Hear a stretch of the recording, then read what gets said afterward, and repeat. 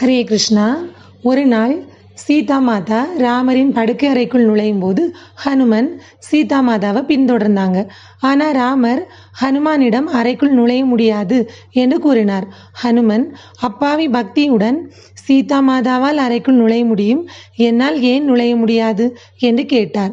ஹனுமனை சமாதானப்படுத்த ஸ்ரீராமர் சீதையின் நெற்றில் சிந்துரம் இருப்பதால் உள்ளே நுழைய முடியும் என்று விளக்கினார்.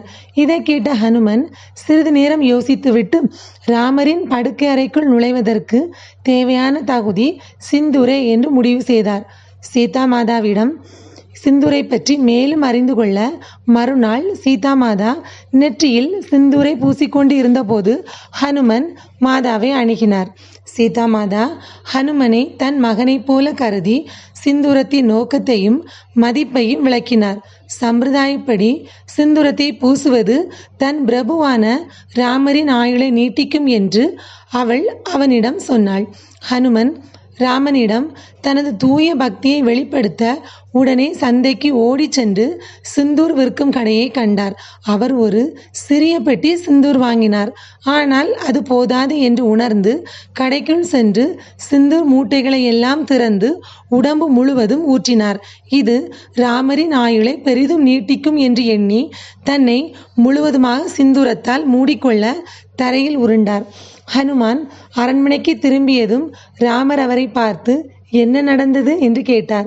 உடனே சீதா மாதா சிரிக்க ஆரம்பித்து தன் நெற்றியில் சிறிதளவு சிந்தூரம் பூசியதால் தன் கணவனான உங்களின் ஆயுள் நீட்டிக்கும் என்று ஹனுமனிடம் நான் கூறினேன். அதனால் ஹனுமன் தன் உடல் முழுவதும் சிந்தூரத்தால் பூசி தங்களின் ஆயுளை அதிகரிக்க இவ்வாறு செய்துள்ளான் என்று ராமரிடம் சீதா மாதா கூறினார்கள். ஹனுமான் பகவான் பரமபுருஷர் என்பதை அறிந்திருந்தார். ஆனாலும் ராமர் மீது அவருக்கு இருந்த இந்த அபரிமிதமான அன்பு தன்னை சிந்தூரத்தால் மூடுவது ராமரின் ஆயுளை நீட்டிக்கும் என்று நம்ப வைத்தது. இந்த கதை ஹனுமானின் பக்தியின் ஆழத்தையும் ராமர் மீது அவர் கொண்டிருந்த அன்பின் அப்பாவித்தனத்தையும் விளக்குகின்றது.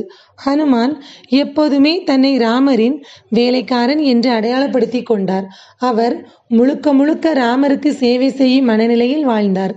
இறைவனின் அடியார்களாகிய நமது நித்திய நிலையை நினைத்து கிருஷ்ணரிடம் சரணடைந்து அன்புடனும் பக்தியுடனும் சேவை செய்ய வேண்டும். ஹரே கிருஷ்ணா.